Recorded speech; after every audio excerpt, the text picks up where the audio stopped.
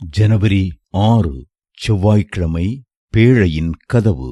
பேழையின் கதவை அதன் பக்கத்தில் வைத்து கீழ் அறைகளையும் 2ஆம் தட்டின் அறைகளையும் 3ஆம் தட்டின் அறைகளையும் பண்ண வேண்டும். ஆதியாகமம் 6:16. நோவாவின் பேழையிலே 3 தட்டுகள் இருந்தன. இந்த 3 தட்டுகளும் மனிதனுடைய ஆவி, ஆத்துமா, சரீரத்திற்கு அடையாளமானவை. அதே நேரம் நம்மை காக்கிற கர்த்தருடைய திருத்துவத்திற்கும் அவையே அடையாளம். அவர் பிதாவாகிய தேவனாகவும் குமாரனாகிய தேவனாகவும் பரிசுத்த ஆவியாகிய தேவனாகவும் இருக்கிறார். இதிலே கீழ்த்தட்டிலே ஒரு வாசல் இருக்க வேண்டும். நமக்காக பரலோகத்தை துறந்து பூமியின் தாழ்விடங்களிலே இறங்கின கிறிஸ்துவே இரட்சிப்பின் பேழைக்குரிய வாசலாக இருக்கிறார்.